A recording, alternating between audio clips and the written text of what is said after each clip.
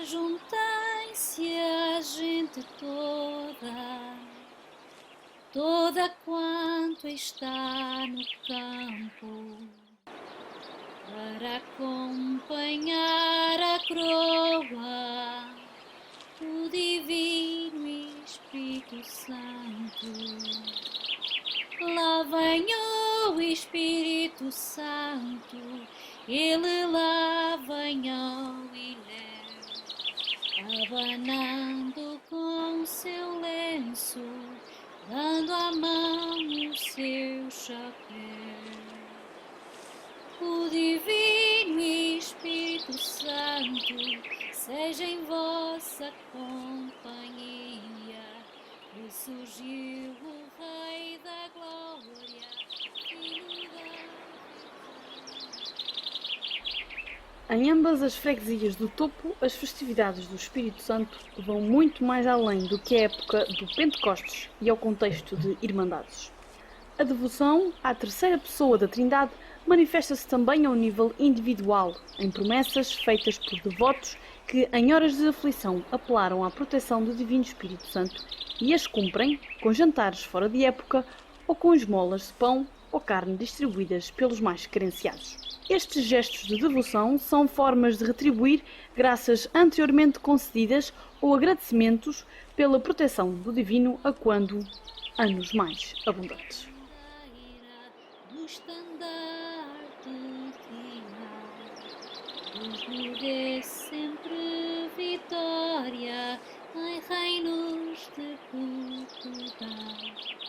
Lá vem o Espírito Santo, lá vem ele à relvinha, vem ajudar as mordomas, vem em trajes de pombinha. A coroa do Espírito Santo, ela está muito... Sempre fomos criadas com esta devoção, desde pequenas, que eu sempre via trabalhar para o Espírito Santo, e sempre aquela devoção que a gente aprendeu dos nossos pais, dos nossos avós. Temos sempre que foi criada sempre com esta devoção ao Espírito Santo. Mas ainda depois de pedir uma coisa ao seu Espírito Santo, e ele concedeu-me. Depois disso, ainda fiquei com mais devoção. Dê-me uma graça que foi esta, nunca mais pode esquecer, que quando meu filho nasceu teve para morrer, e eu pedi o seu Espírito Santo muito e ele salvou. E eles disseram sempre que ele ia ficar com problemas de coração ou algum problema, e não ficou com problema nenhum. Nessa altura, quando eles disseram que ele ia morrer, disseram mesmo a mim, quando eu cheguei à mesa da operação, que ele ia morrer, e eu prometi que ele ia dar um jantar, mas que não era nada na minha vez da festa, nem nada disso. E dar um jantar fora de tempo. E ele, com 4 anos, aguentou a coroa grande do nosso império. E daí a função, ele tinha 4 anos. Não há festa mais alegre que o Divino Espírito Santo. Tocam-se as caixas de guerra, saem bandeiras ao campo.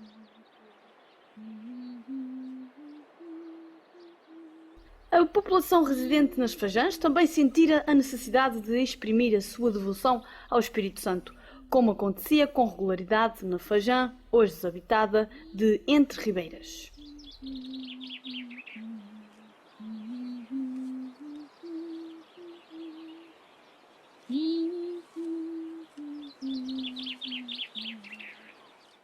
Sei que todos os anos havia a festa do Espírito Santo, o domingo, e o senhor padre ia lá fazer a coroação e benzer as esmolas e vinha para fora. E costumava ser no sábado, o senhor padre ia daqui na sexta à tarde, o senhor Manuel Azevedo vinha buscar na sua égua branca e ele ficava para o sábado. No sábado fazia a coroação, benzia as esmolas, à tarde tinha que fazer a coroação aqui. O senhor padre depois era com as pessoas de lá e com as pessoas de fora, que iam, por exemplo, tinham bilhetes para ir buscar esmolas.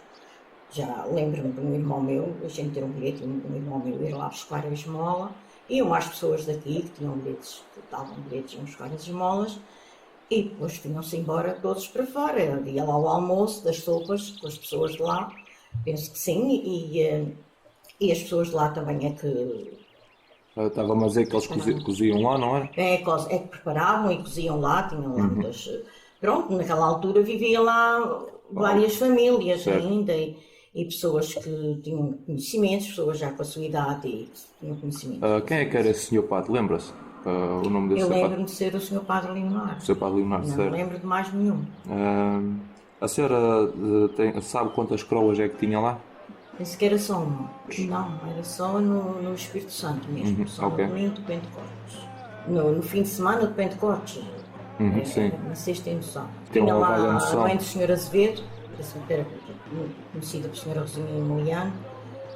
Talvez, eu penso, e tinha a Sra. Amélia, que era de Penedo, e tinha muitas pessoas que eu penso que é que deviam ser as mestras, as organizadoras, que orientavam as massas sim. e os preparativos.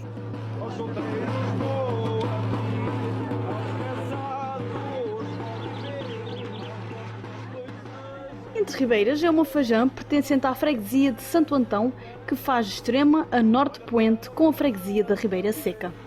Teve ensino primário e chegou a ter 2 postos de laticínios, um que fabricava queijo enquanto o outro, manteiga. A partir de 1964 começou o êxodo e em 1980 já só ali existiam 4 famílias. A ermida de Entre Ribeiras foi benzida e inaugurada no dia 4 de agosto de 1894, depois de uma procissão de 15 km que começou às 6 da manhã na igreja de Santo Antão. A festa do Espírito Santo na ermida de Entre Ribeiras terá começado a ser comemorada depois de 1901, uma vez que em 8 de setembro desse ano foi encerrada uma subscrição que havia sido aberta na Califórnia e que permitiu a compra de uma bandeira e uma coroa para se fazer a festa.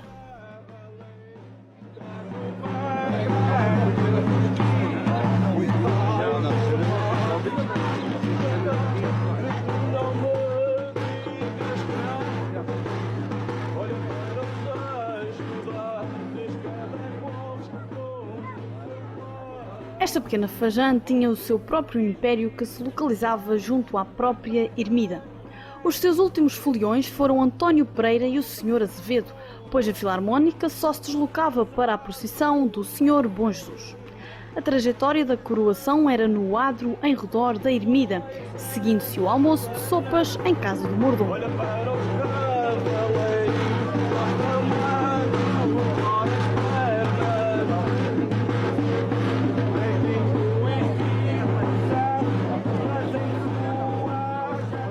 Na Fajã de São João, sabe-se que houve uma coroação da família Leonardes nos anos 50.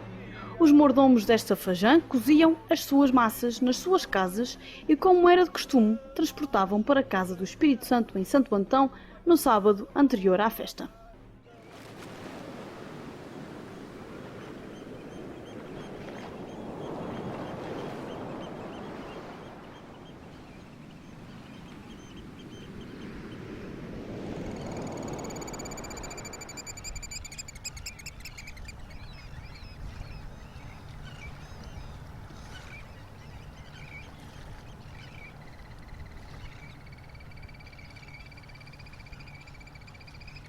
Na Vila do Topo, os pescadores e as armações baleeiras também subjugavam a proteção divina do Divino Espírito Santo com oferendas. No sábado da festa da Santíssima Trindade, também conhecida por Festa Nova, se juntavam à benção de esmolas dos mordomos também as esmolas oferecidas pela armação baleeira Serafina Bettencourt, para que estas fossem benzidas e distribuídas à população.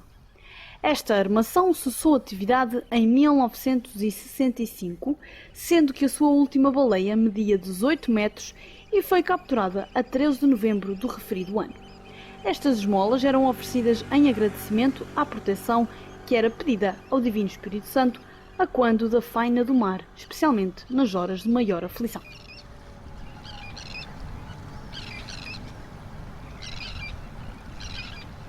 Era segundo o número de baleias capturadas que se dava a cada família um bilhete. À semelhança do que acontece nos jantares e nas festas, as esmolas eram oferecidas em louvor ao Divino Espírito Santo. Quando o número de esmolas era superior às famílias que tinham bilhete, as restantes eram oferecidas a agregados mais carenciados. Os relatos indicam que, em alguns anos de maior abundância de esmolas, o tronco que vai do Império ao cruzamento da Matriz era preenchido com mesas repletas de esmolas.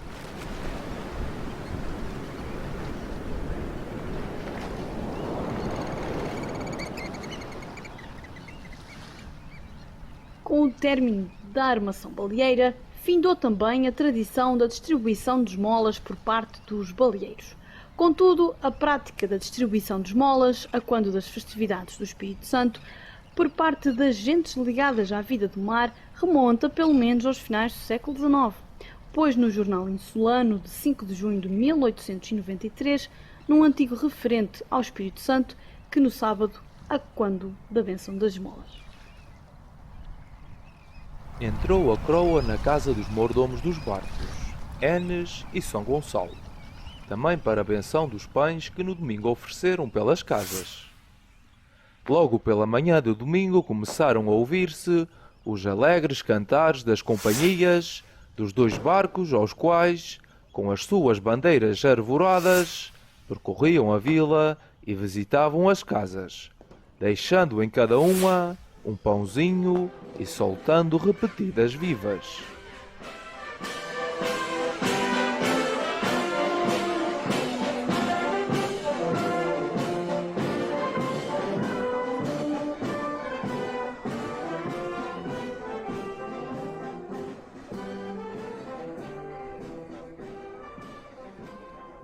A Vila do Topo prima também pelo jantarinho das meninas. Como o próprio nome indica, tratava-se de uma celebração dedicada unicamente a meninas. Esta festividade terá, segundo relatos orais, tido o seu início numa brincadeira, pois seria comum as meninas brincarem às croações ao domingo à tarde, altura destinada ao descanso das tarefas domésticas. Nestas brincadeiras eram recriadas as croações. Não faltaram, para tal, as varas do quadro, constituídos por paus ornamentados com flores do campo, e as croas, feitas de barbante.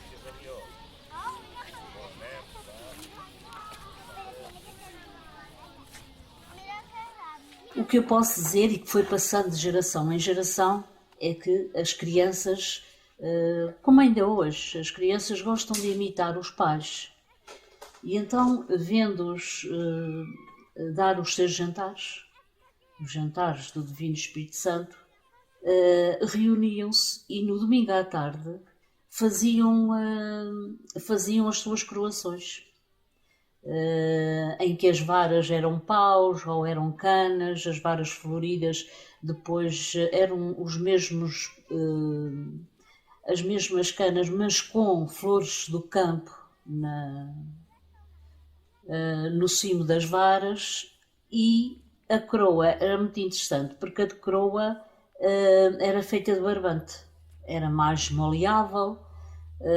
Depois amarrava-se e nessa croa, porque eu depois participei também, já mesmo depois de haver o jantarinho das meninas, com croa, com tudo organizado, eu nos anos 60 lembro perfeitamente de brincar aos jantarinhos. A gente, domingo à tarde, íamos ali para a loja, que hoje é dos herdeiros, de José Silveira, aquilo era uma única loja, e juntávamos lá.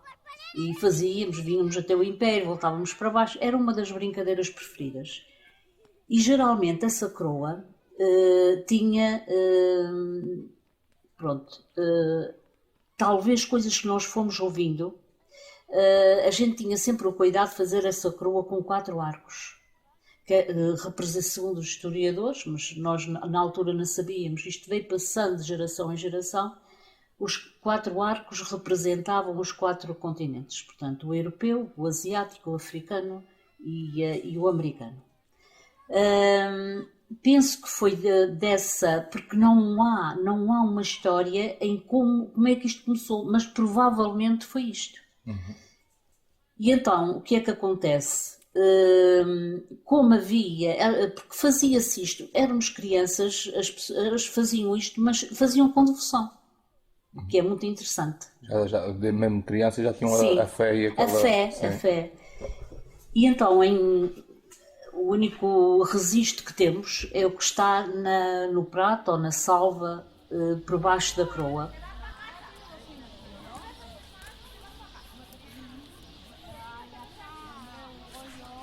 ¿Sabes qué voy a pintar? Lo puse San Juan. No, ¿sabes qué voy a pintar? Inés? Una fauna. ¡Ahora es fácil!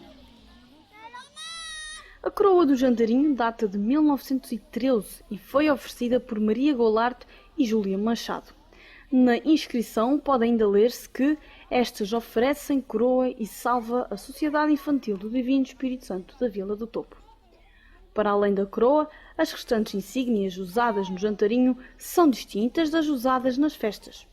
Existem varas próprias para as irmãs e ajudantes e varas do quadro que são tingidas em tons claros joviais. Como o Maurício sabe, é uma coroa mais pequena e que na altura tem lá que era oferecida à infância do Espírito Santo da Vila do Topo, que foi uma senhora, a Dona Maria Goulart, que eu não faço ideia nem conheço descendentes, mas provavelmente haverá alguém que conheça, e uma Dona Júlia Machado. E foi muito interessante porque esta imitação que se fazia dos jantares passou então a fazer-se com as crianças. Mas tudo jovial, portanto, as varas do quadro, as varas floridas, são varas em que nos jantares são de uma única cor, são envernizadas. Estas do Jantarinho não, são com cores claras, joviais, para dar ânimo, para dar alegria à infância. As insígnias, como acabei de dizer, são totalmente distintas das usadas nos jantares.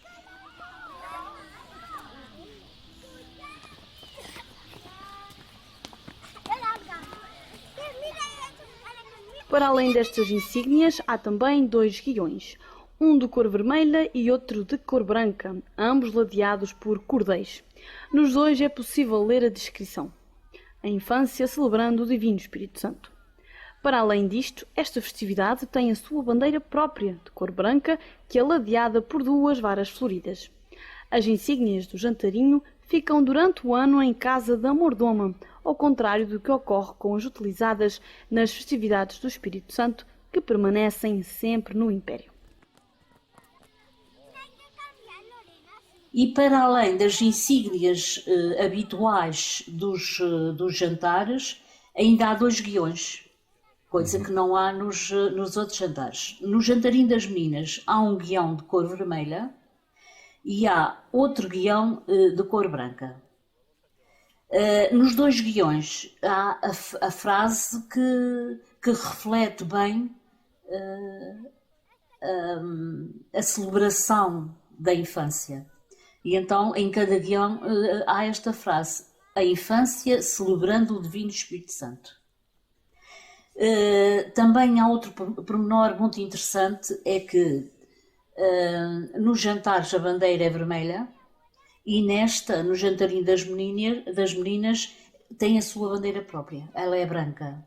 E é de cor branca e, segundo alguns historiadores, o branco simboliza a alegria da infância, a alegria, a caridade. A coroação segue o mesmo percurso que nos jantares ou nas festas, ou seja, desloca-se à igreja, onde é celebrada a missa solene, e depois novamente ao Império. O cortejo é iniciado pelo guião vermelho, cujos cordéis são segurados por crianças. Segue-se a bandeira, que é levada pela mordoma do próximo ano, e depois o guião branco, também ladeado por cordéis, que são segurados por meninas. Por fim, o quadro segue a mesma estrutura dos jantares.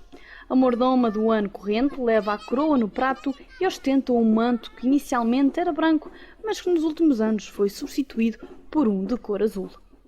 No percurso da coroação, da matriz para o Império, ocorre uma paragem monumentânea para serem, como tal acontece nos jantares, benzidas e distribuídas as esmolas. No jantarim, à semelhança dos jantares, o número mínimo de esmolas é de 12 pães.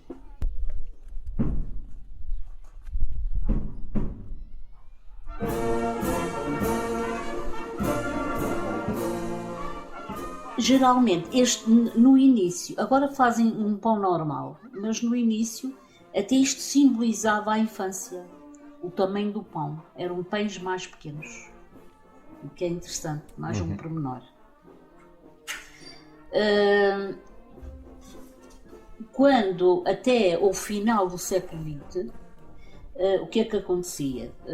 Quando a coroação vinha para cima, as insígnias ficavam no Império e depois ia a Filarmónica que acompanhava o cortejo e todas as meninas que tinham participado na coroação iam à Casa do Espírito Santo e onde eram oferecidos às irmãs, aos ajudantes, à Filarmónica, eram distribuída massa, rosquilhas, suspiros, espécie e esquecidos. Eram estes os doces tradicionais do jantarim, os doces tradicionais. Outro pormenor importante é que esta festividade, portanto, o jantarim das meninas era sempre no dia de Corpo de Deus, que é a quinta-feira que fica entre a festa nova, não, é na quinta-feira a seguir à Trindade, no dia de Corpo de Deus. Isto foi até aos finais do século XX. Aí perto em 90, a partir de 90 e tal, começaram-se a integrar mulheres na coroação, pessoas adultas, também cheguei a ir, mas depois quando tive a minha neta retirei o meu nome e coloquei o nome dela. Mas começaram as mulheres, passaram também a ser irmãs, a serem ajudantes e a integrar a coroação. Também foi nesta data, no fim do século XX, que houve mordomos, começaram a oferecer, além dos doces tradicionais, a oferecer sopas do Divino Espírito Santo. E agora é assim, isto ficou ao critério realmente das mordomas. Pronto, há aqueles que entendem que querem seguir a tradição e então oferecem os tais doces tradicionais, e há as pessoas que fazem sopas e depois a seguir vêm sempre os doces tradicionais, quer dizer, só se acrescentou realmente esta, mas pronto, tudo vai evoluindo. Isto ficou mesmo ao critério das pessoas.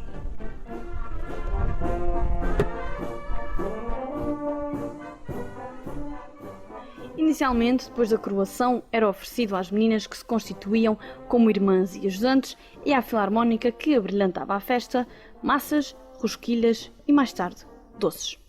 No final do século XX, as famílias das mordomas passaram a oferecer também as afamadas sopas do Espírito Santo e a alargar os convites, não só a crianças, mas também às famílias. No final do século XX, as mulheres adultas passaram também a integrar a lista de irmãs e ajudantes.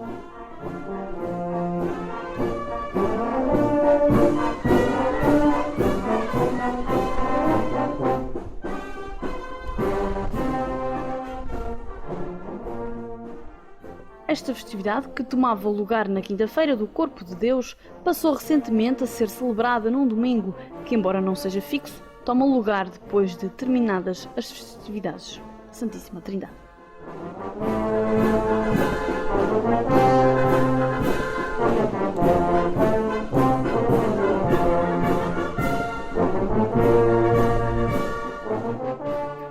Ao final do dia, procede-se a passagem das insígnias para a casa da nova mordoma.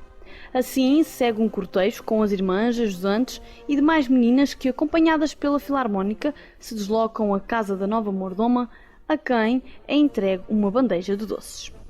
Atualmente, o jantarinho é composto por 11 irmãs e tem uma cota anual de 20 euros e 2 dúzias de ovos. O jantarinho é uma tradição com uma forte representação feminina, onde se vai passando a devoção do Espírito Santo de mães para filhas. E é de referir que nos jantares, em todos os jantares, as insígnias, desde a coroa às varas, à bandeira, as insígnias ficam todas no Império durante todo o ano. Aqui no caso do jantarinho das meninas, há este pormenor muito interessante, que ao fim da tarde, no domingo de festa do jantarinho das meninas, há um cortejo que sai do Império, novamente seguido pelas ajudantes, pelas irmãs, por pessoas que a nova mordoma, nós dizemos a nova mordoma, que é a mordoma do ano seguinte, convida também para acompanhar até a sua casa, e as insígnias ficam, incluindo a coroa, fica sempre em casa da mordoma. Durante aquele ano, não é? Exatamente, durante o ano, durante todo esse ano. E outro pormenor interessante é que a mordoma, quando a gente chama o cortejo da mudança. Porquê? Porque esse cortejo já é por conta, quer dizer, as insígnias já vão ficar em casa da mordoma do ano seguinte. E então a mordoma pode convidar outra filha harmónica, que não seja a que fez o cortejo do meio-dia.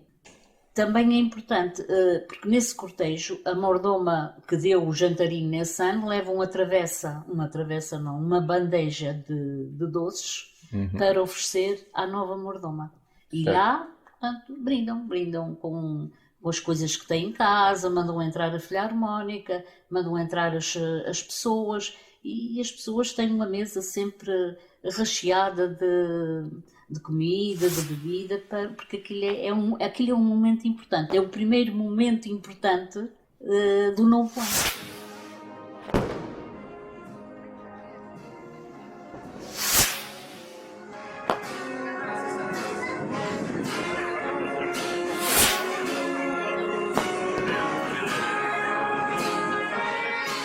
De todas as festas celebradas nas nossas ilhas, as do Espírito Santo são as que melhor se enquadram no espírito de solidariedade necessário para enfrentar as dificuldades sentidas no arquipélago dos Açores. São também, pelas suas características, as que melhor ajudam a esquecer as agruras da vida. Aquelas festas que permitem uma espécie de catarse coletiva, comendo, bebendo e folheando.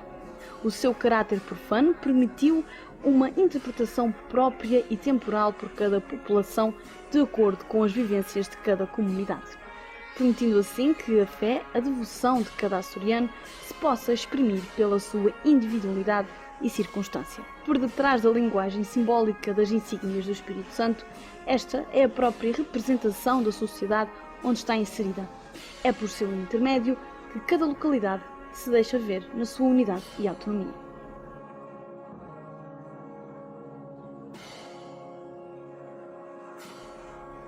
Um especial agradecimento à Sra. Idália Borba, Nazaré Brasil e Orlando Betancourt. Não perca, na próxima semana, o último episódio da Devoção de um Povo, onde conversaremos com as Irmandades e novos mordomos para debater o futuro das festas do Espírito Santo na freguesia do Topo. Gostem, partilhem e subscrevam a Rádio Ilhéu em radioilhéu.com, do Topo para o mundo.